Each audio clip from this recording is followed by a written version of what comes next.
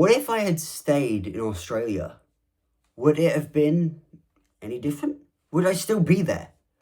That's the question we're answering today.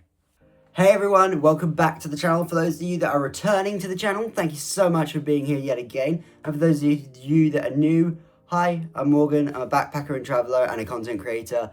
And I'm just trying to help you travel the world. It's as simple as that. So we're going to be answering the question today of what if I had stayed in Australia? Would it have worked out or would it have severely backfired? Well, for a bit of pre-context, obviously we're going to be going back to my October-November 2025 Australia-New Zealand trip. So the entire reason I left Australia was funding. Basically, I wanted to extend my stay as much as possible, and I will admit, I didn't do Australia as perfectly as I could. There's nothing really else to say. I didn't do Australia as great as I could have done it. That being said, the way New Zealand was and the way I love New Zealand was incredible. That's the way it happened in real life. Basically, I was strapped for funds with Australia. I was trying to work out a way to get home, whether it was via America or back via Singapore or the Middle East. Obviously, I went via the Middle East.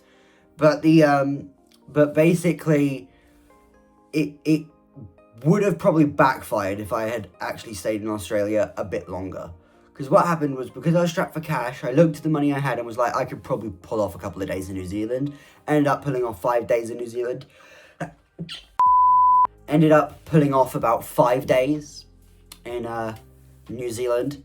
And I was in Auckland, and those vlogs are on the channel if you guys want to check out the Auckland vlogs. But yeah, it would have probably severely backfired because I was so strapped for cash, and job hunting wasn't going to work out that week. But yeah, if I had stayed in Australia, it probably would have severely backfired, to be honest with you.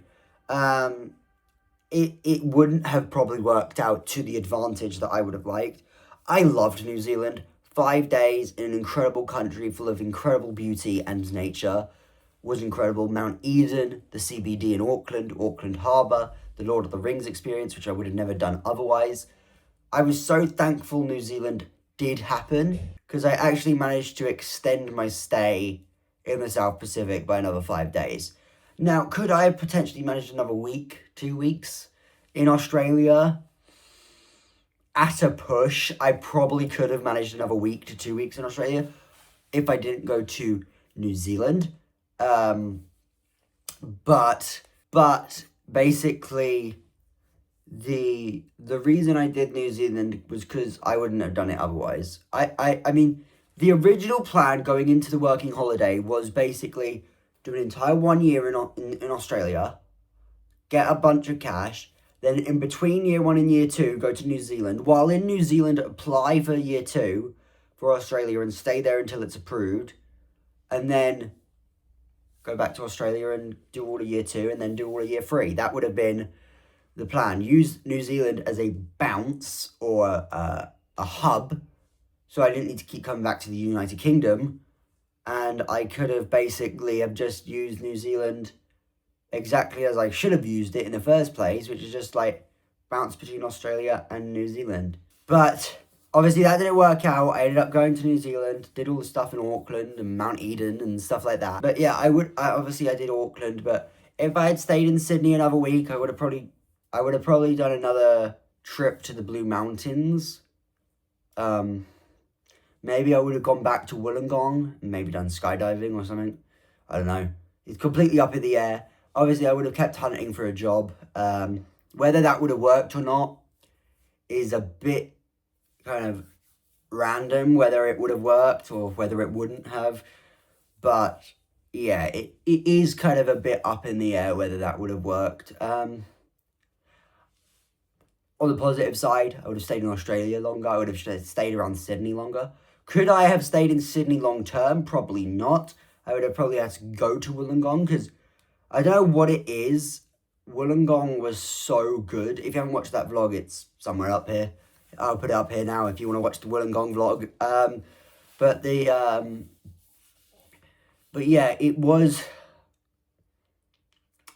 Wollongong was such a nice, peaceful coastal town about an hour and a half south of Sydney that it was incredibly good. But Sydney is so expensive with hostels, especially around certain times of year, Christmas, New Year, Australia Day. The Sydney hostel prices get so high that it wouldn't have been feasible doing that. And if I continue to not have a job, the cash pot just keeps coming down and I'm not replenishing any of it. So it's like, I would have had to end up rationing, and, you know, there'll be no interesting vlogs because I couldn't afford days out and stuff. So basically I made a judgment call when I said, right, let's pack in Australia. Let's use what little money I have to do 5 days in New Zealand. And yeah, basically that's what I did. I made a judgment call, booked flights from Australia to New Zealand with Qantas. And then I did New Zealand to London via Dubai with Emirates. And then I just basically did that, basically. And I don't regret that decision, to be honest with you. I loved New Zealand. New Zealand was a calm, chill version of Australia, and it was so nice to do that.